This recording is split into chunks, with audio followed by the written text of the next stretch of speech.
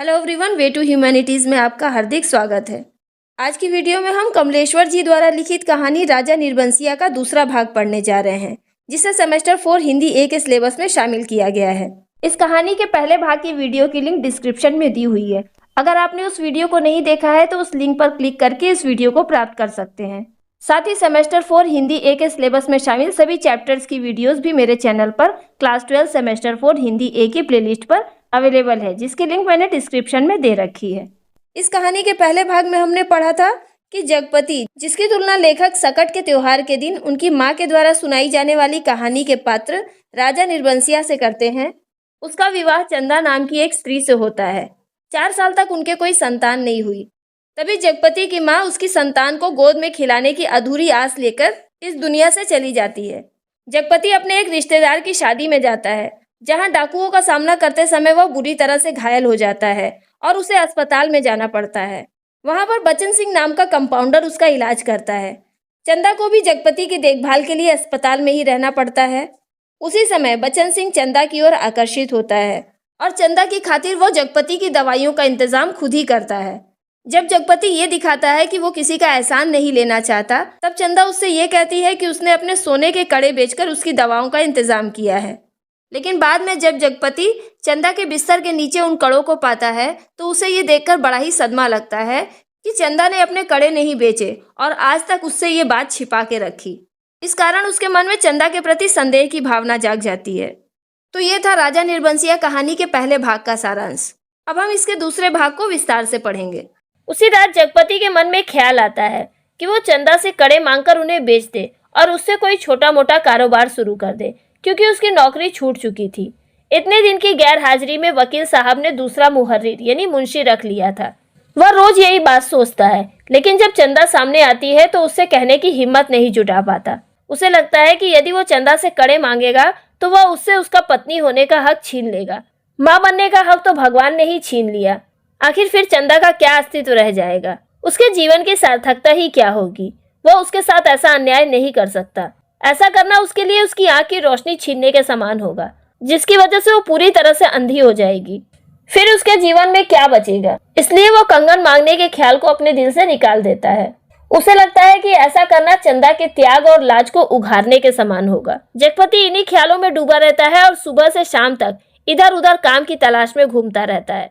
वो सोचता है कि वो किसी से उधार पैसे ले ले, लेकिन उसके पास कोई संपत्ति भी नहीं थी जिसके बल पर वो उधार लेता। और उसके मोहल्ले के लोग तो ऐसे हैं कि एक एक पाई पर जान देते हैं। कोई सामान खरीदते समय भी वो बहुत ज्यादा मोल भाव करते हैं और एक एक पैसे बचाने की कोशिश करते हैं। एक एक पैसे की मसाले की पुड़िया बंधवाते हैं और बार बार पैसों का हिसाब जोड़ते हैं। मिन्नतें और मोल भाव करके सामान घर में लेकर आते हैं।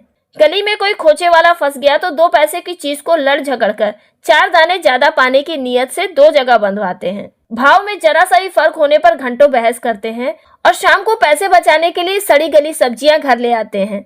ऐसे लोगों से वो कैसे उधार मांग सकता है? लेकिन उस दिन शाम को जब जगपति घर पहुंचा तो बैठक में एक साइकिल रखी नजर आई।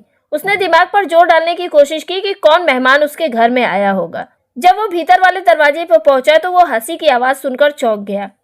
उस हंसी की आवाज में एक अजीब सा जोश था और उसके बाद चंदा का स्वर, अब आते ही होंगे, बैठिए ना 2 मिनट और। अपनी आंख से देख लीजिए और उन्हें समझाते जाइए कि अभी तंदुरुस्ती इस लायक नहीं जो दिन दिन भर घूमना बर्दाश्त कर सके। फिर किसी पुरुष की आवाज आई, हाँ भाई, कमजोरी इतनी जल्दी नहीं मिट सकती, ख्याल नहीं करेंगे तो नुकसान उठाएंगे। जगपति सोच में पड़ जाता है कि वो क्या करे। क्या वो एकदम से अंदर घुस जाए? इसमें हर्जी क्या है? वो अपने घर में जा रहा है। लेकिन उसके पैर अंदर नहीं गए। बरोठे में रखी साइकिल को देखकर उसके मन में विचार आया और अनजान बनते हुए उसने बाहर से ही आवाज लगाई, अरे चंदा, ये साइकिल किसकी है? कौन मेहरबान आया है? चंदा जगपति की आवाज सुनकर कमरे से बाहर निकलती है और उसे खुशखबरी सुनाती है कि कंपाउंडर साहब आए हैं। खोजते खोजते उन्हें घर का पता मिल गया और वो यहाँ चले आए और अब उसी के इंतजार में बैठे हुए हैं। जगपति कहता है, कौन? बचन सिंह? अच्छा, वही तो मैं कहूँ कि भला कौन मेहरबान मेरे घर आया है। ये कहता हुआ जगपति पास पहुंचा और इस तरह से बातों में उलझ गया कि जैसे उसने सारी परिस्थिति को स्वीकार कर लिया हो। बचन सिंह फिर से आने की बात कहकर चला गया तो चंदा ने बहुत ही अनमनेपन से जगपति के सामने बात शुरू की। जाने कैसे कैसे आदमी होते हैं। चंदा ये बात जगपति के मन के हाव भाव को जानने के लिए कहती है। जगपति कहता है, क्यों, क्या हुआ, कैसे होते हैं आदमी? चंदा उसे कहती है कि अगर तुम्हारी किसी से बहुत ही छोटी मुलाकात हुई हो और उसके घर में कोई मर्द ना हो तो क्या तुम उसके घर में घुसकर बैठ सकते हो? तुम तो उल्टे पैर लौटकर चले आओगे। लेकिन फिर भी बचन सिंह उसकी गैर हाजिरी में उसके घर में आकर बैठा हुआ था। यह कहकर चंदा जगपति के मन की प्रतिक्रिया को जानने की कोशिश करती है, लेकिन जगपति ऐसे दिखाता है जैसे कि इस बात से उसे कोई फर्क नहीं पड़ता। ये भी कोई पूछने की बात है? वो चंदा से बोलता है, बचन सिंह अपनी ही तरह का आदमी है, अपनी तरह ही अकेला है होगा। पर यह कहते हुए चंदा रुक जाती है। जगपति कहता है कि बचन सिंह संकट में काम आने वाला आदमी है, उससे फायदा उठाना उतना भी आसान नहीं है, क्योंकि जिसे कुछ लिया जाता है तो उसे कुछ लौटाना भी पड़ता है। यह कहकर जगपति अपनी नजरें दीवार की ओर गड़ा देता है और चंदा बिना कुछ कहे उठकर चली जाती है। उस दिन से बचन सिंह उनके घर पे रोज आने जाने लगता है। जगपति भी उसके साथ इधर उधर घूमता रहता। वह बचन सिंह के साथ जब तक रहता उसके मन में एक अजीब सी घुटन रहती और तभी उसे अपने जीवन की सारी विषमताएं यानी कमियां नजर आने लगती हैं। उसे ऐसा लगने लगता है कि वो एक ऐसा आदमी है जो कि बेकार और बेरोजगार है। भले ही उसके सामने पेट पालने की बड़ी समस्या नहीं है, ऐसा नहीं है कि वो भूखे मर रहा है और ऐसा भी नहीं है कि वो जाड़े में कांप रहा है। भगवान ने उसे 2 हाथ पैर दिए हैं, फिर भी उसे लगता है कि उसके भीतर कुछ अधूरा रह गया है। शरीर का पिंजरा है जो कुछ मांगता है। वह सोचने लगता है कि उसे क्या चाहिए? सुख? शायद नहीं। वह तो दुख में भी जी सकता है, वह कमी में भी गुजारा कर सकता है। तो फिर उसे क्या चाहिए? वासना? शायद हाँ। फिर उसे लगता है शायद नहीं। चंदा का शरीर लेकर उसने उस क्षणिकता को भी देखा। फिर वो सोचता है कि शायद उसे धन चाहिए, शायद हाँ या फिर शायद नहीं। उसने धन के लिए अपने को खपाया है, पर वह भी तो उस अदृश्य प्यास को बुझा नहीं पाया। तो फिर क्या? वह कुछ क्या है जो उसकी आत्मा में नासूर सा रिश्ता जा रहा है? वो अपना उपचार मांगता है। उसे समझ में नहीं आता कि आखिर उसे चाहिए क्या। शायद उसे करने के लिए कुछ काम चाहिए, क्योंकि उस समय वो बिल्कुल निष्क्रिय और बेकार बैठा हुआ था। हाँ, यही बिल्कुल सही है, क्योंकि यही उसके जीवन के सूनेपन को खत्म कर सकता है। उसे ऐसा काम चाहिए जिसमें वो अपनी शक्ति, समय और मन को लगा सके और अपने जीवन को सार्थक बना सके। अब उस काम में उसे सुख मिले या दुख मिले, आरक्षा मिले या सुरक्षा मिले, उसका शोषण हो या पोषण हो, उससे उसे कोई फर्क नहीं पड़ता। उसे सिर्फ काम चाहिए। यह तो उसकी प्रकृत आवश्यकता है और उसकी पहली और आखिरी मांग है, क्योंकि वह उस घर में नहीं पैदा हुआ जहां सिर्फ जबान हिलाकर शासन करने वाले होते हैं। वह उस घर में नहीं पैदा हुआ जहां सिर्फ मांग कर जीने वाले लोग होते हैं। वह उस घर में पैदा हुआ है जो सिर्फ काम करना जानता है, काम ही जिसकी आस है। सिर्फ वह काम चाहता है और सिर्फ काम। और एक दिन उसकी काम धाम की समस्या भी हल हो गई। तालाब वाले ऊंचे मैदान के दक्षिणी ओर जगपति की लकड़ी की टाल खुल गई। बोर्ड तक टंग गया। टाल की जमीन पर लक्ष्मी पूजन हो गया और हवन भी हुआ। लकड़ी की कोई कमी नहीं थी। गांव से माल की गाड़ियां आती, सौदेबाजी होती और माल गिरवाया जाता। मोटी मोटी लकड़ी की गांठें एक ओर रखी जाती और चैलो यानी छोटी छोटी लकड़ी के टुकड़ों का चट्टा करीने से लगा दिया जाता और गुद्दों को चीरने के लिए डाल दिया जाता। 2-3 गाड़ियों का सौदा करके टाल चालू हो गई। जगपति ने यह भी तय कर लिया कि भविष्य में वो खुद ही पेड़ खरीदकर उसे काटेगा। बड़ी बड़ी स्कीमें यानी योजनाएं बनी कि किस तरह से जलाने वाली लकड़ी के काम को बढ़ाते बढ़ाते एक दिन इमारती लकड़ी की कोठी बनेगी, चीरने की नई मशीन लगेगी। कारोबार बढ़ जाने पर बचन सिंह भी नौकरी छोड़कर उसी में लग जाएगा।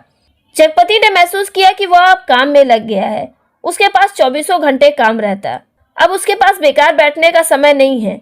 दिन भर में वह घंटे के लिए किसी का मित्र हो सकता है, कुछ देर के लिए वो पति हो सकता है, लेकिन बाकी समय में उसके लिए काम आवश्यक है। दिन और रात के बाकी घंटे, उन घंटों के अभाव को सिर्फ उसका अपना काम ही भर सकता है और अब वो कामकाजी हो गया है। हालांकि जगपति कामकाजी तो था, लेकिन फिर भी जब वो टाल पर गला रखकर बैठता तो सामने पड़े कटे हुए पेड़ों, लकड़ी के ढेरों और कुल्हाड़ी से टूटते हुए तनों को देखता तो उसके मन में एक गहरी असहायता उभरने लगती। उसे ऐसा लगता कि किसी पिशाच के शरीर के टुकड़े टुकड़े करके उसके सामने डाल दिया गया हो। यहाँ पर जगपति लकड़ियों के उन ढेर को केवल व्यापार की वस्तु नहीं, बल्कि किसी जीवित प्राणी की लाश की तरह महसूस करता है। वह सोचता है कि पेड़ों पर कुल्हाड़ियां चलेंगी और उसके रेशे अलग अलग कर दिए जाएंगे और फिर उन्हें सुखाकर पैसे वालों को तौलकर बेच दिया जाएगा।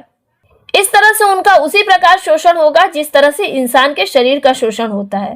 फिर उसकी निगाहें सामने खड़े ताड़ के पेड़ पर पड़ती है। जिसके बड़े बड़े पत्तों पर सुर्ख गर्दन वाले गिद्ध खामोश बैठे रहते थे। ताड़ का काला गडरेदार तना जगपति के मन में छुपे हुए डर को प्रकट करता है। ठहरी हुई हवा में कांपती हुई नीम की पत्तियां, धूल से भरी जमीन पर गाड़ियों के पहियों की लकीरें, ये जगपति के जीवन की थकान और लाचारी को प्रकट करते हैं। और बगल वाले की मूंगफली के पेच की एकरस खरखराती हुई आवाज जगपति के जीवन की नीरसता को प्रकट करता है। बगल वाली कच्ची पगडंडी से गुजरते हुए लोग, टीले के ढलान से तालाब की नीचाई और गंदे तालाब में तैरता हुआ कूड़ा, कीचड़ में रौंदते हुए सुअर, ये सब गरीबी और गंदगी के माहौल को प्रकट करते हैं। धीरे धीरे दोपहर खत्म होती और शाम की धुंध छाने लगती। तब जगपति लालटेन जलाकर छप्पर के खंबे की कील में टांग देता और उसके थोड़ी देर बाद ही अस्पताल वाली सड़क से बचन सिंह एक काले धब्बे की तरह आता दिखाई पड़ता। गहरे पड़ते अंधकार में उसका आकार धीरे धीरे बढ़ता जाता और जगपति के सामने जब वो आकर खड़ा होता तो वह उसे विशाल सा लगने लगता, जिसके सामने उसे अपना अस्तित्व डूबता हुआ महसूस होता। यह नजारा जगपति के मन की दशा को प्रकट करता है। जगपति को एहसास होता है कि वो बचन सिंह के एहसान तले दबता जा रहा है और अब उसका आत्मसम्मान संकट में पड़ गया है। उसे ऐसा लगता है कि बचन सिंह के सामने उसका अस्तित्व खत्म होता जा रहा है। एक आध बिक्री की बातें होती और फिर वे दोनों घर की ओर चल पड़ते। घर पहुंचकर बचन सिंह कुछ देर जरूर रुकता, फिर बैठता और इधर उधर की बातें करता। कभी मौका पड़ जाता तो जगपति और बचन सिंह की थाली भी साथ लग जाती। दोनों साथ में बैठकर खाना खाते। चंदा सामने बैठकर दोनों को खिलाती। खाते समय बचन सिंह बोलता, क्या तरकारी बनी है, मसाला ऐसा पड़ा है कि उसकी भी बहार है और तरकारी का स्वाद भी ना मरा। होटलों में या तो मसाला ही मसाला रहेगा या सिर्फ तरकारी ही तरकारी। वाह वाह, क्या बात है अंदाज की। और चंदा बीच बीच में टोक कर बोलती जाती, इन्हें तो जब तक दाल में प्याज का भुना घी ना मिले तब तक पेट ही नहीं भरता, या फिर सिरका अगर इन्हें मिल जाए तो समझो सब कुछ मिल गया। पहले मुझे सिरका न जाने कैसा लगता था, पर अब ऐसा जमान पे चढ़ा है कि कुछ न पूछिए। या फिर इन्हें कागज सी पतली रोटी पसंद ही नहीं आती। अब मुझसे कोई पतली रोटी बनाने को कहे तो बनती ही नहीं, आदत पड़ गई है और फिर मन ही नहीं करता। पर चंदा की आंखें बचन सिंह की थाली पर ही जमी रहती। इस तरह से चंदा ये दिखाने की कोशिश करती कि उसे जगपति की पसंद नापसंद का कितना ख्याल है, लेकिन उसकी आंखें बचन सिंह की थाली पर ही जमी रहती। जैसे ही बचन सिंह की रोटी खत्म होती तो वह दूसरी रोटी परोस देती। दाल खत्म होने से पहले ही एक चम्मच और परोस देती और जगपति सिर झुकाए चुपचाप खाना खाता रहता। चंदा को उसके खाने की कोई फिक्र नहीं रहती। सिर्फ एक गिलास पानी मांगता और चंदा चौंक कर पानी देने से पहले कहती, अरे तुमने तो कुछ लिया भी नहीं। कहते कहते वो पानी दे देती और तब उसके दिल पर गहरी सी चोट लगती। न जाने क्यों वो खामोशी की चोट उसे बड़ी पीड़ा दे जाती, पर वह अपने को समझा लेती, कोई मेहमान तो नहीं है, मांग सकते थे, भूख नहीं होगी इसीलिए नहीं खाया। उस समय चंदा को जगपति के मन की पीड़ा का एहसास नहीं हुआ। उसके बाद जगपति अपना खाना खाकर टाल पर सोने के लिए चला जाता, क्योंकि उसे अभी तक कोई चौकीदार नहीं मिला था। लेकिन छप्पर के नीचे तख्त पर जब वो लेटता तो अनायास ही उसका दिल भर जाता। पता नहीं कौन कौन सा दर्द एक दूसरे से मिलकर तरह तरह की टीस, चटक और ऐठन पैदा करने लगते।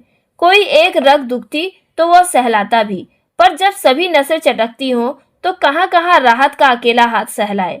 छप्पर के नीचे लेटते ही जगपति अपने आप को असुरक्षित महसूस करने लगता। उसका मन असहनीय पीड़ा से भर जाता। उसके मन में ईर्ष्या, दर्द और असुरक्षा तरह तरह के भाव आने लगते।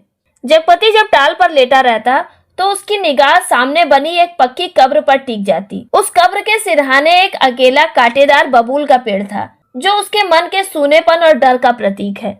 एक पर्दानशीन औरत रोज सवेरे उस कब्र पर बेला और चमेली के फूल चढ़ाने आती। घूम घूम कर उसके फेरे लेती और माथा टेक कर कुछ कदम उदास सी चलकर एकदम तेजी से मुड़कर बिसातियों के मोहल्ले में खो जाती। शाम होने पर वो फिर आती, एक दिया बाती और अगरबत्तियां जलाती, फिर मुड़ते हुए ओढ़नी का पल्ला कंधे पर डालती तो दिए की लौ कांपती, कभी कांप कर बुझ जाती। लेकिन उसके कदम आगे बढ़ चुके होते, पहले धीमे थके उदास से और फिर तेज सधे सामान्य से।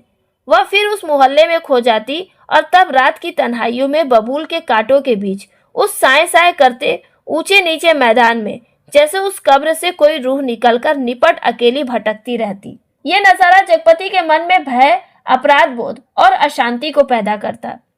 तभी ताड़ पर बैठे हुए सुर्ख गर्दन वाले गिद्ध अपनी मनहूस आवाज में चिल्लाने लगते और ताड़ के पत्ते भयानक रूप से खड़खड़ाने लगते।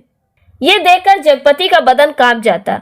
उसे ऐसा लगता कि वो भटकती हुई आत्मा फिर से उस कब्र में जाकर छिप गई है। जगपति अपने घुटने को पेट से लगाकर कंबल में मुंह छिपाकर औंधा लेट जाता। सुबह होते ही लकड़हारे लकड़ी चीरने आ जाते। तब जगपति कंबल लपेटकर घर की ओर चला जाता। कहानी में फिर से माँ के द्वारा सुनाई गई लोक कथा आ जाती है। राजा रोज सवेरे टहलने जाते थे। एक दिन जैसे ही महल के बाहर निकल कर आए कि सड़क पर झाड़ू लगाने वाली मेहता रानी उन्हें देखते ही अपना झाड़ू पंजा पटककर माथा पीटने लगी और कहने लगी, हाय राम, आज राजा निर्बंसिया का मुंह देखा है। न जाने रोटी भी नसीब होगी कि नहीं, न जाने कौन सी विपद टूट पड़े। राजा को इतना दुख हुआ कि उल्टे पैरों महल को लौट गए। मंत्री को हुक्म दिया कि उस मेहतरानी का घर अनाज से भर दे और सब राशि वस्त्र उतार राजा उसी क्षण जंगल की ओर चले गए। उसी रात रानी को सपना हुआ कि कल की रात तेरी मनोकामना पूरी करने वाली है। रानी बहुत पछता रही थी, पर फौरन ही रानी राजा को खोजती खोजती उस सराय में पहुंच गई जहां वो टिके हुए थे। रानी भेष बदलकर सेवा करने वाली भटियारिन बनकर राजा के पास रात में पहुंची। रात भर उनके साथ रही और सुबह राजा के जगने से पहले सराय छोड़कर महल में लौट आई। राजा सुबह उठकर दूसरे देश की ओर चले गए।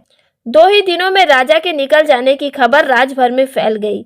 राजा चले गए, चारों तरफ यही खबर फैल गई। कहानी फिर से जगपति के जीवन की ओर मुड़ती है, जो कि वास्तविक दुनिया का राजा निर्बंसिया है। उस दिन टोले मोहल्ले के हर एक घर आंगन में बरसात के मेघ की तरह ये बात फैल जाती है कि चंदा को बच्चा होने वाला है। ये घटना कहानी में एक बहुत बड़ा मोड़ लेकर आती है। हर एक व्यक्ति अपना काम छोड़कर इस खबर को सुनने में लग गया। नुक्कड़ पर जमुना सुनार की कोठरी में फिकती सुरही रुक गई। मुंशी जी अपना हिसाब किताब छोड़कर आश्चर्य भरी नजरों से यह खबर सुनने लगे। बंसी किराने वाले ने कुएं में से आधी रस्सी खींच ली। सुदर्शन दर्जी ने मशीन के पहिए को हथेली से रगड़कर रोककर सुना। हंसराज पंजाबी ने अपनी नील लगी मलगुजी कमीज की आस्तीनें चढ़ाते हुए सुना। चंदा के गर्भवती होने की बात जगपति की चाची ने बड़े ही उत्साह से गांव में सुनाई और गांव वाले अपना सारा कामकाज छोड़कर इस बात को सुनने में लग गए। जगपति की चाची ने प्रतिक्रिया की कि आज जगपति के शादी के 6 साल हो गए हैं, आज तक कोई बच्चा नहीं हुआ। न जाने किसका पाप उस चंदा के पेट में है और किसका होगा, सिवाय उस मुस्टंडे कंपाउंडर के। न जाने कहां से कुलच्छनी इस मोहल्ले में आ गई। आज तक इस गली की पुस्तों की ऐसी मर्यादा रही है कि गैर मर्द औरत की परछाई तक नहीं देख पाया। यहाँ के मर्द तो सिर्फ अपने घर की औरतों को ही जानते हैं। उन्हें तो ये भी नहीं मालूम कि पड़ोसी के घर में कितनी औरतें हैं। ये कहते कहते जगपति की चाची का चेहरा तमतमा गया और गांव की सभी औरतें देवलोक की देवियों की तरह गंभीर बन गईं। वे अपने आप को पवित्र और महान समझते हुए धीरे धीरे वहां से चली गई। सुबह ये खबर फैलने से पहले ही जगपति अपने टाल पर चला गया था, लेकिन उसे भी ये खबर आज ही मिली। दिन भर वह तख्त पर कोने की ओर मुंह किए हुए पड़ा रहा। न उसने लकड़ियों की चिराई की ओर ध्यान दिया, न ही बिक्री की ओर ध्यान दिया और न ही दोपहर का खाना खाने घर गया। जब रात हुई तो वो हिंसक पशु के समान उठ खड़ा हुआ। उसने अपनी उंगलियां चटकाई, मुट्ठी बांधकर बाह का जोर दिखाया तो उसे लगा कि उसके नसों और बाहों में एक कंपन महसूस हुआ। उसने 3-4 पूरी सांस खींची और मजबूत कदमों से घर की ओर चल पड़ा। मैदान खत्म हुआ, कंकड़ों से भरी सड़क आई, फिर सड़क खत्म हुई, गली आई। लेकिन गली में छाया अंधेरा देखकर वो सहम गया। उसे ऐसा लग रहा था जैसे कि किसी ने उसके शरीर का सारा खून निचोड़ लिया हो और वो खुद को शक्तिहीन महसूस करने लगा। गली में अंधेरा और भी ज्यादा बढ़ गया। उसे ऐसा लग रहा था कि उस अंधेरे में उसकी सांस रुक जाएगी और उसका दम घुट जाएगा। गली में छाया अंधेरा उसके मन के डर और असुरक्षा को प्रकट करता है। वह पीछे मुड़ा, फिर रुक गया, फिर अपने आप को संभालकर वह चोरों की तरह निशब्द यानी शांत कदमों से किसी तरह घर के भीतर देहरी तक पहुंचा। दाईं ओर की रसोई वाली दहलीज पर कुप्पी यानी दिए की रोशनी टिमटिमा रही थी। चंदा बेसुध होकर दीवार से सिर टिकाकर शायद आसमान को देखते देखते सो गई थी। दिए के प्रकाश में उसका आधा चेहरा दिखाई दे रहा था और आधा अंधेरे में डूबा हुआ था। ये दृश्य उस अपराध की परछाई को दिखाता है जो कि चंदा कर चुकी थी। जगपति खामोशी से खड़े होकर उसे देखता रहता है। अब उसे चंदा के चेहरे पर प्रौढ़ता यानी परिपक्वता नजर आ रही थी। उसके चेहरे की सारी कोमलता खो गई थी। उसका अछूतापन यानी पवित्रता न जाने कहाँ खो गया था। उसका चेहरा फूला हुआ था। ऐसा लग रहा था जैसे कि किसी टहनी से तोड़े हुए फूल को पानी में डालकर ताजा किया गया हो, जिसकी पंखुड़ियां टूटने लगी हो और भीग जाने के कारण उसमें भारीपन आ गया हो। उसके पैर भी सूज आए थे, एड़ियां भी भारी और सूजी लग रही थी। और नाखूनों के पास अजीब सा सूखापन था। जगपति के दिल में इच्छा हुई कि वो आगे बढ़कर उसे उठा ले और अपने हाथों से उसके शरीर को छूकर उसके कालेपन को पोंछ दे, अपनी सांसों की आग से उसे पवित्र कर दे और उसकी आंखों की गहराई में झांककर कहे कि चंदा, शायद तुम देवलोक से किसी श्राप के कारण निर्वासित होकर यहाँ आ गई हो। ये शाप तो अमिट था। चंदा पर लगा ये शाप समाज का शक और बदनामी का प्रतीक है। जिस बदनामी का दाग चंदा के जीवन पर लग चुका था वो अब मिटने वाला नहीं था। तभी चंदा हड़बड़ाकर अपनी आंखें खोल देती है। जगपति को सामने देखकर उसे ऐसा लगता है कि वो एकदम नंगी हो गई है। अत्यधिक लज्जा के कारण वो अपने पैर समेट लेती है। वह घुटनों से धोती को नीचे सरकाकर बहुत ही संयमित होकर उठकर रसोई में चली जाती है। जगपति बिल्कुल निराश हो जाता है और कमरे की डहरी पर चौखट से सिर टिकाकर बैठ जाता है। जगपति की नजर कमरे में जाती है तो उसे ऐसा लगता है कि उस कमरे में पराये लोगों का स्वर गूंज रहा है, जिसमें से एक स्वर चंदा का भी है, अर्थात चंदा भी उसे अब पराई लगने लगती है। एक तरफ घर के हर कोने में अंधेरा सैलाब की तरफ बढ़ता आ रहा था। एक अजीब सा सन्नाटा और असमंजस की स्थिति बनी हुई थी। ऐसा लग रहा था जैसे कि वो चल रहा है लेकिन रास्ता भटक गया है। उसके सामने चेहरे हैं लेकिन वो आकारहीन है। ये दृश्य जगपति और चंदा के बीच बढ़ते हुए फासले को प्रकट करता है। जगपति को चंदा की आवाज सुनाई पड़ती है, खाना खा लेते। वह अनजाने में ऐसे उठ बैठा जैसे कि तैयार बैठा हो। उसकी बात की आज तक उसने कभी भी अवज्ञा नहीं की थी। खाने तो बैठ गया पर कौर नीचे नहीं सरक रहा था। तभी चंदा ने बड़े सधे शब्दों में कहा, कल मैं गांव जाना चाहती हूँ। ऐसे लग रहा था जैसे कि जगपति इस सूचना से परिचित था। वह बोलता है, अच्छा। चंदा फिर से बोलती है, मैंने बहुत पहले ही घर पर चिट्ठी डाल दी थी, भैया कल लेने आ रहे हैं। जगपति ऐसे ही ख्यालों में डूबे हुए बोलता है, तो ठीक है। अब चंदा का सब्र का बांध टूट जाता है। वह वहीं घुटनों में मुंह दबाकर कातर सी फफक फफक कर रो पड़ती है। न उठ सकी न हिल सकी। जगपति थोड़ी देर के लिए विचलित हो जाता है लेकिन फिर स्थिर हो जाता है। उसके होंठ फड़कते हैं और वह अपने गुस्से के ज्वालामुखी को जबरदस्ती दबाते हुए चिल्ला पड़ता है, ये सब मुझे क्या दिखा रही है, बेशरम बेगैरत। उस वक्त नहीं सोचा जब मेरी लाश तले सिसकियां भरते हुए चंदा बोल उठती है, तब की बात झूठ है, लेकिन जब तुमने मुझे बेच दिया। जगपति को लगता है कि जब वो अस्पताल में था तब चंदा ने उसकी लाचारी का फायदा उठाया और बचन सिंह के साथ संबंध स्थापित किए। लेकिन चंदा उसे बताती है कि ऐसा तब हुआ जब उसने कुछ पैसों के खातिर उसे बेच दिया, यानी पैसों के लालच में उसने बचन सिंह को पूरी तरह से छूट दे दी। चंदा की बात सुनकर जगपति ने उसे एक जोर का तमाचा लगाया और जगपति अपनी हथेली दूसरी हथेली से दबाता हुआ खाना छोड़कर कोठरी में चला गया और रात भर दरवाजे पर कुंडी चढ़ाकर उसी अंधेरे में घुटता रहा। दूसरे दिन चंदा घर छोड़कर अपने गांव चली गई। अब जगपति रात दिन टाल पर ही पड़ा रहता, उसी वीराने में, तालाब के बगल, कब्र, बबूल और ताड़ के पड़ोस में। उसे ऐसा लग रहा था कि उसका मन मुर्दा हो गया है। जबरदस्ती वो अपने को वहीं रोके रहता। उसका दिल होता कि कहीं चला जाए, लेकिन उसके तन और मन को ऐसी कमजोरी खोखला कर गई थी कि चाहने पर भी वो वहां से जा नहीं पाता था। हिकारत भरी नजरों से वो वहीं पड़ा रहता। काफी दिनों बाद जब उससे नहीं रहा गया तो एक दिन जगपति घर पर ताला लगाकर नजदीक के गांव में लकड़ी काटने चला गया। उसे लग रहा था कि अब वह पंगु यानी अपाहिज हो गया है, बिल्कुल लंगड़ा, एक रेंगता हुआ कीड़ा बन गया है, जिसके न आंख है, न कान है, न मन है, न इच्छा है। वह उस बाग में पहुंच गया जहां पर खरीदे हुए पेड़ काटने को थे। दो आरे वालों ने पतले पेड़ के तने पर आरा रखा और कर्र कर्र का आवाज शोर शुरू हो गया। दूसरे पेड़ पर बन्ने और शकूरे की कुल्हाड़ी बज उठी और गांव के दूर उस बाग में एक लयपूर्ण शोर शुरू हो गया। जड़ पर कुल्हाड़ी पड़ती तो पूरा पेड़ थरथरा जाता। यह दृश्य प्रकट करता है कि जगपति पूरी तरह से टूटने लगा था। पेड़ों के गिरने की आवाज सुनकर करीब के खेत की मेड़ पर बैठे जगपति का शरीर भी जैसे कांप उठता था। चंदा ने कहा था, लेकिन तुमने मुझे बेच दिया। क्या वो ठीक कहती थी? क्या बचन सिंह ने टाल के लिए जो रुपए दिए थे उसका ब्याज इस तरह से चुकता हुआ? क्या सिर्फ वही रुपए आग बन गए जिसकी आंच में उसकी सहनशीलता, विश्वास और आदर्श प्रेम मोम से पिघल गए? उसे ऐसा महसूस होता है कि बचन सिंह ने जो उसे रुपए उधार दिए थे उसका ब्याज उसने चंदा को उसे बेचकर चुकाया। शकूरे नाम का व्यक्ति जो कि बाग में लकड़ी काटने का काम कर रहा है, उसे किसी ने आवाज लगाई। शकूरे ने कुल्हाड़ी रोककर वहीं से आवाज लगाई, कोने के खेत से लीक बनी है, जरा मेड़ मारकर डंगा ला गाड़ी। यानी कोने के खेत से रास्ता बना है, जरा मेड़ के किनारे से गाड़ी ले आओ। शकूरे की आवाज सुनकर जगपति का ध्यान भंग हुआ। उसने मुड़कर दड़े पर आंखें गड़ाई। 2 भैंसा गाड़ियां लकड़ी भरने के लिए आ पहुंची थी। शकूरे ने जगपति के पास आकर कहा, एक गाड़ी का भूर्त यानी भर्ती तो हो गया, बल्कि 1.5 का। अब इस पतरिया पेड़ को न छाट दें। शकूरे जगपति से कहता है कि एक गाड़ी भरकर पेड़ कट चुके हैं, क्या अब इस पत्ते से भरे पेड़ को छाट दिया जाए? जगपति ने उस पेड़ की ओर देखा जिसे काटने के लिए शकूरे ने इशारा किया था। पेड़ की शाखा हरी पत्तियों से भरी थी।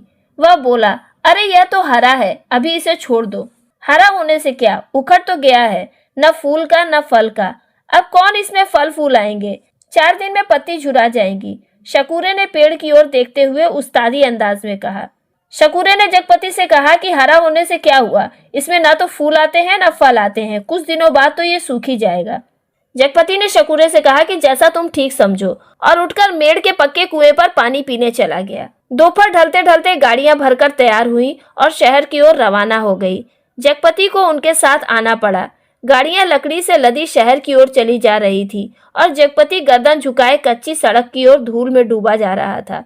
भारी कदमों से धीरे धीरे उन्हीं की बजती घंटियों के साथ निर्जीव सा आगे बढ़ता जा रहा था। अब फिर से कहानी माँ के द्वारा सुनाई जाने वाली लोक कथा की ओर मुड़ जाती है। कई बरस बाद राजा परदेश से बहुत सा धन कमाकर गाड़ी में लादकर अपने देश की ओर लौटे। राजा की गाड़ी का पहिया महल से कुछ दूर पतेल की झाड़ी में उलझ गया। हर तरह कोशिश की पर पहिया ना निकला। तब एक पंडित ने बताया कि सकट के दिन का जन्मा बालक अगर अपने घर की सुपारी लाकर इसमें छुआ दे तो पहिया निकल जाएगा। सकट रोहिणी नक्षत्र में माघ महीने की कृष्ण पक्ष की चतुर्थी को मनाया जाने वाला एक त्योहार है। वहीं पर 2 बालक खेल रहे थे। उन्होंने यह सुना तो कूदकर पहुंचे और कहने लगे कि हमारी पैदाइश सकट की है, पर सुपारी तब लाएंगे जब तुम आधा धन देने का वादा करोगे। राजा ने बात मान ली। बालक दौड़ते हुए घर गए, सुपारी लाकर छुआ दी, फिर घर का रास्ता बताते हुए आगे आगे चलने लगे। आखिर गाड़ी महल के सामने उन्होंने रोक ली। राजा को बड़ा ही आश्चर्य हुआ कि हमारे ही महल में ये दोनों बालक कहाँ से आ गए। भीतर पहुंचे तो रानी खुशी से बेहाल हो गई, पर राजा ने पहले उन बालकों के बारे में पूछा तो रानी ने कहा कि ये दोनों बालक उन्हीं के राजकुमार हैं। लेकिन राजा को विश्वास नहीं हुआ। इस पर रानी बहुत दुखी हुई। कहानी फिर से जगपति की ओर मुड़ जाती है। गाड़ियां जब टाल पर आकर लगी और जगपति तख्त पर हाथ पैर ढीले करके बैठ गया तो पगडंडी से गुजरते हुए मुंशी जी ने उसके पास आकर बताया, अभी उस दिन वसूली में तुम्हारे ससुराल के नजदीक एक गांव में जाना हुआ तो पता लगा कि 15-20 दिन हुए चंदा के लड़का हुआ है। और फिर जैसे मोहल्ले में सुनी सुनाई बातों पर पर्दा डालते हुए बोले, भगवान के राज में देर है, अंधेर नहीं जगपति भैया। जगपति ने जब यह सुना तो पहले उसने गहरी नजरों से मुंशी जी की ओर ताका, पर वह उनके तीर का निशाना ठीक ठीक नहीं खोज पाया। अर्थात वो समझ नहीं पाया कि मुंशी जी क्या कहना चाहते हैं, पर सब कुछ सहन करते हुए बोला, देर और अंधेर दोनों हैं। अंधेर तो सरासर है, तिरिया चरित्र है सब, बड़े बड़े हार गए। ये कहते कहते मुंशी जी रुक गए, लेकिन कुछ इस तरह से जैसे कोई बड़ी भेद भरी बातें हैं जिसे उनकी गोल होती हुई आंखें समझा देंगी। जगपति मुंशी जी की तरफ ताकता रह गया। मिनट भर मनहूस सा मौन छाया रहा। उसे तोड़ते हुए मुंशी जी बड़ी दर्द भरी आवाज में बोले, सुन तो लिया होगा तुमने। क्या कहने को जगपति कह गया, पर उसे लगा कि अभी मुंशी जी उस गांव में फैली बातों को ही बड़ी बेदर्दी से कह डालेंगे। उसने नाहक पूछा। जगपति सोचता है कि वो बेकार में उनसे पूछ रहा है, वो वही पुरानी बात को फिर से बोलेंगे। तभी मुंशी जी ने उनकी नाक के पास मुंह ले जाते हुए कहा कि चंदा किसी मधुसूदन नाम के आदमी के साथ रह रही है, लेकिन बच्चा बीच में दीवार बन रहा है। फिर भी वो बच्चे के रहते भी चंदा को स्वीकारने के लिए तैयार हैं। यह सुनकर जगपति की सांस गले में अटक जाती है। बस आंखें मुंशी जी के चेहरे पर पथराई सी जड़ थी। मुंशी जी बोले, अदालत से बच्चा तुम्हें मिल सकता है, अब काहे का शर्म लिहाज। जगपति कहता है, अपना कहकर किस मुंह से मांगू बाबा, अब तो हर तरफ से कर्ज में डूबा हुआ हूँ, तन से, मन से, पैसे से, इज्जत से, किसके बल पर दुनिया संजोने की कोशिश करूंगा। कहते कहते वो अपने आप में खो गया। मुंशी जी वहीं बैठे रह गए। जब रात हो गई तो जगपति के साथ ही मुंशी जी भी उठे। उसके कंधे पे हाथ रखकर वो उसे गली तक लाए। अपनी कोठरी आने पर पीठ सहलाकर उन्होंने उसे छोड़ दिया। जगपति गर्दन झुकाए गली के अंधेरे में अपने ही ख्यालों में डूबा हुआ ऐसे चलता चला आया जैसे कुछ ही ना हुआ हो, पर कुछ ऐसा बोझ था जो उसे ना तो सोचने देता था और ना ही समझने देता था। जब चाची की बैठक के पास से गुजरने लगा तो अचानक उसके कानों में भनक पड़ी, आ गए सत्यानाशी कुलबोरन। उसने जरा नजर उठाकर देखा तो गली की चाची भौजाइयां बैठक में जमा थी और चंदा की ही बात हो रही थी, पर वो चुपचाप वहां से निकल गया। उसने इतने दिनों बाद ताला खोला और बैठक के अंधेरे में उसे कुछ भी न सूझ पड़ा।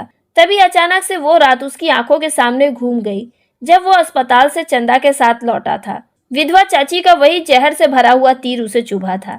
आ गए राजा निर्बंसिया अस्पताल से, और आज उसकी वही चाची उसे सत्यानाशी और कुलबोरन यानी कुल को डुबा देने वाला बोल रही थी। और जगपति को वो भी बात याद आती है जो कि खुद उसने चंदा को कही थी कि तुम्हारे कभी कुछ नहीं होगा। लेकिन उस रात की शिशु चंदा थी, यानी उस रात चंदा मासूम थी।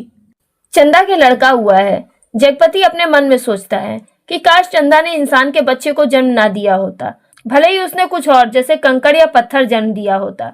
वह बच्चे को जन्म देकर एक पूरी नारी न बनती, बल्कि एक मासूम बच्ची ही बनी रहती। वह उस रात की मासूम शिशु चंदा बनी रहती जिसे जगपति ने सोते हुए देखा था, क्योंकि इस बच्चे के जन्म से समाज को उस पर उंगली उठाने का मौका मिल गया था। फिर वह सोचता है कि चंदा ये सब क्या करने जा रही है। वह उसके जीते जी किसी और के घर में रहने जा रही है। उसने चंदा को कितने बड़े पाप में धकेल दिया, लेकिन उसे भी तो कुछ सोचना चाहिए था। आखिर वो करती ही क्या? लेकिन मेरे जीते जी ये सब करना तो सही नहीं है। वह जो कदम उठाने जा रही है उसके लिए समाज उससे कितनी घृणा करेगा। क्या वो इस नफरत को बर्दाश्त करके भी जीने को तैयार है, या फिर वो मुझे जलाने के लिए ऐसा कर रही है? उसे लगता है कि चंदा उसे नीच समझती है, कायर समझती है। नहीं तो एक बार उसकी खबर जरूर लेती। बच्चा हुआ तो पता लगा, पर नहीं, वह उसका कौन है? कोई भी नहीं। औलाद ही तो वह स्नेह की धुरी है जो आदमी औरत के पहिए को साधकर तन के दलदल से पार ले जाती है। नहीं तो हर औरत वैश्या है और हर आदमी वासना का कीड़ा। जगपति को लगता है कि औलाद ही पति पत्नी के रिश्ते को पवित्र बनाती है। नहीं तो समाज में हर औरत एक वैश्या कहलाएगी और हर आदमी वासना का कीड़ा कहलाएगा। तो अब चंदा क्या औरत नहीं रही? वह जरूर औरत थी, पर स्वयं मैंने उसे नर्क में डाल दिया।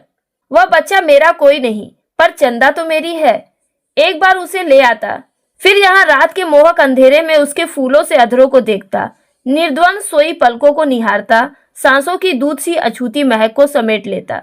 जगपति सोचता है कि काश वो चंदा को फिर से यहाँ पर एक बार ले आता और फिर से उसके चेहरे की उस मासूम सुंदरता को देखने की कोशिश करता और उसकी पवित्रता को महसूस करता। वह उस रात के अंधेरे के बारे में सोचता है। उसके घर में तेल भी नहीं था जिससे वो दिया जला सके। फिर वह सोचता है कि वो किसके लिए दिया जलाए और कौन इस दिए को जलाएगा, क्योंकि उसके घर की रौनक तो चंदा के साथ ही चली गई थी। वह चंदा के लिए भी दिया नहीं जला सकता, क्योंकि उसने तो चंदा को बचन सिंह के हाथों बेच दिया था। लेकिन वो क्या करता? चंदा के सिवाय उसके पास कोई और संपत्ति भी नहीं थी जिसके आधार पर कोई उसे कर्ज देता, और अगर वो कर्ज न लेता तो उसका कारोबार कैसे आगे बढ़ता? वह काम कैसे करता? पेड़ कहाँ से कटते? और फिर शकूरे के द्वारा बोले गए शब्द उसके कानों में गूंजते हैं कि हरा होने से क्या हुआ, उखड़ तो गया है। जगपति सोचता है कि वो खुद भी एक उजड़ा हुआ पेड़ है जिसमें ना तो फल है और ना ही फूल है, सब व्यर्थ ही तो है। अर्थात उसके भीतर संतान को जन्म देने की क्षमता नहीं थी, इसलिए वो खुद को एक उजड़े हुए पेड़ के समान समझता है। जो कुछ सोचा उस पर कभी विश्वास न कर पाया। वह चंदा को चाहता रहा, पर उसके दिल में अपने लिए चाहत न जगा पाया। अगर वो कहीं से एक पैसा मांगती तो वह उसे डांटता, लेकिन खुद ही वह दूसरों से उधार लेता। और आज ये नौबत आ गई है कि वह उसे अकेला छोड़कर किसी और के घर पर जाकर रह रही है। वह खुद को हर तरफ से बोझ में दबा हुआ महसूस करता है, जिसके कारण उसे ऐसा लगता है जैसे कि उसकी हर एक नस कुचली जा रही है और हर एक रग फट गई है। वह अंधेरे में ही किसी तरह से हाथ से टटोलते हुए कमरे के भीतर पहुंचता है। कहानी फिर से माँ के द्वारा सुनाई गई लोक कथा की ओर मुड़ती है। रानी अपने कुल देवता के मंदिर में पहुंचती है। अपने सतीत्व को सिद्ध करने के लिए रानी घोर तपस्या करती है। राजा ये सब देखते रहे। रानी की तपस्या से कुल देवता बहुत प्रसन्न हुए और उन्होंने अपनी दिव्य शक्ति से दोनों बालकों को तत्काल जन्मे शिशुओं में बदल दिया। रानी की छातियों में दूध भर आया और उनमें से धार फूट पड़ी जो शिशुओं के मुंह में गिरने लगी। ये देखकर राजा को रानी के सतीत्व का सबूत मिल गया। उन्होंने रानी के चरण पकड़ लिए और कहा कि तुम देवी हो, ये मेरे पुत्र हैं। और उस दिन से राजा ने फिर से राजकाज संभाल लिया। लेकिन उसी रात जगपति अपना सारा कारोबार त्याग कर अफीम और तेल पीकर मर गया, क्योंकि चंदा के पास कोई दिव्य शक्ति नहीं थी जिससे वो अपनी पवित्रता को साबित कर सके। और न ही जगपति राजा निर्बंसिया था जो उसे स्वीकार कर सके। वह तो सिर्फ बचन सिंह कंपाउंडर का कर्जदार था। लेखक की माँ कहानी सुनाती है, राजा ने 2 कार्य किए। पहला कार्य यह कि उसने रानी के नाम से एक बहुत बड़ा मंदिर बनवाया और दूसरा यह कि राज्य के लिए नए सिक्कों पर बड़े राजकुमार का नाम खुदवाकर उसे जारी किया, जिससे वह राज्य भर में अपने उत्तराधिकारी की घोषणा कर सके। ठीक उसी तरह से जगपति ने भी मरते समय 2 पर्चे छोड़े, एक चंदा के नाम पर और दूसरा कानून के नाम पर। चंदा के लिए छोड़े गए पर्चे में उसने लिखा था, चंदा, मेरी अंतिम चाह यह है कि तुम बच्चे को लेकर चली आना। अभी 1-2 दिन मेरी लाश की दुर्गति होगी, तब तक तुम आ सकोगी। वह यह भी लिखता है कि इंसान को पाप नहीं बल्कि पश्चाताप मारता है। वह तो बहुत पहले ही मर चुका था, इसलिए वो चंदा से विनती करता है कि वो बच्चे को लेकर जरूर चली आए। कानून के लिए छोड़े गए पर्चे में उसने लिखा था कि किसी ने मुझे मारा नहीं है, किसी आदमी ने नहीं। मैं जानता हूँ कि मेरे जहर की पहचान करने के लिए मेरा सीना चीरा जाएगा कि उसमें जहर है या नहीं। मैंने अफीम नहीं बल्कि रुपए खाए हैं। उन रुपयों में कर्ज का जहर था, उसी कर्ज के जहर ने मुझे मारा है। मेरी लाश तब तक न जलाई जाए जब तक चंदा बच्चे को लेकर ना आ जाए। आग बच्चे के हाथों ही दिलवाई जाए, बस। जब लेखक की माँ लोक कथा समाप्त कर चुकी रहती थी तो आसपास बैठे बच्चे फूल चढ़ाते थे। यहीं पर लेखक की भी कहानी खत्म होती है। लेकिन लेखक यहाँ पर समाज के लिए एक सवाल छोड़ देते हैं कि क्या जगपति के जैसे लोगों की त्रासदी का अंत इसी प्रकार होना चाहिए। लोक कथा के राजा निर्बंसिया की कहानी का अंत तो बड़ा ही सुखदायक हुआ, लेकिन वास्तविक जीवन के राजा निर्बंसिया यानी जगपति के जीवन की कथा का अंत सुखद नहीं हो पाया।